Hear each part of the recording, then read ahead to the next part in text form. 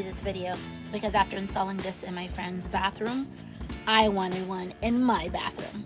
Sadly, won't fit my shallow ceiling, but one day we'll go from this recessed light to this Bluetooth bath fan. As we know, it's an exhaust fan to take away unpleasant fumes and reduce humidity. So she had none in the bathroom before, so this is a twofer.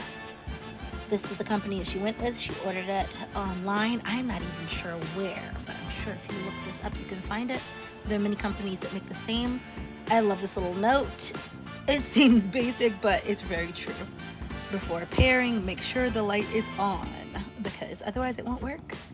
So this is the full assembly, and I will show you a closer look at what we're replacing. So you see that's obviously a round hole that's going to be there after taking off the finish. You have just the can left. I'm taking off that too, which is in another video, how to install recessed can lights.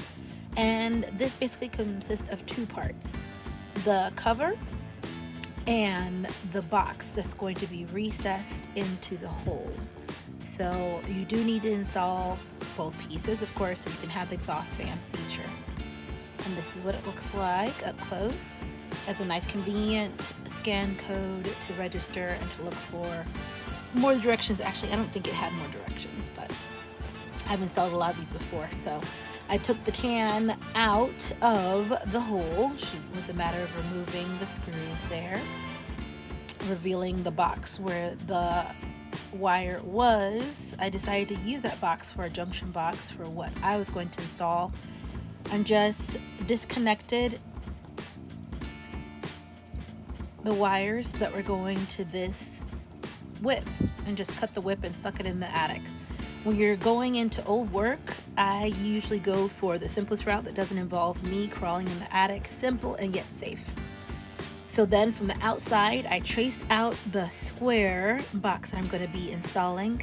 This unfortunately is a plaster ceiling, so when I went to cut out, even though I marked it very neatly and used my job saw and try to cut as neatly as possible, I like to use the cover too to see how we're going to cover up this square hole and make sure that I'm not going over the lines. You also need to be conscious of the 2x4s and the supports that you'll have there because we're going to need to screw into those later. So you see the job saw. Some may use an electric one. I feel like it's usually more messy. You see the setting screws who are holding the can in place.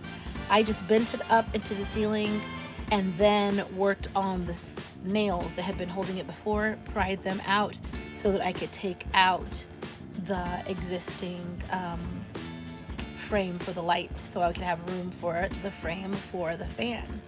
So I made the connections inside that junction box I showed you before, and I use these wood screws to mount the square. You may want to mount yours a different way. Once again, when you're dealing with old work, you need to work with what is up in your ceiling, but make sure it is well supported. You don't want it just laying on the drywall. After that, you just put on the finish and pair your Bluetooth device and enjoy your tunes in the bathroom. You are welcome. Enjoy. Please like, subscribe.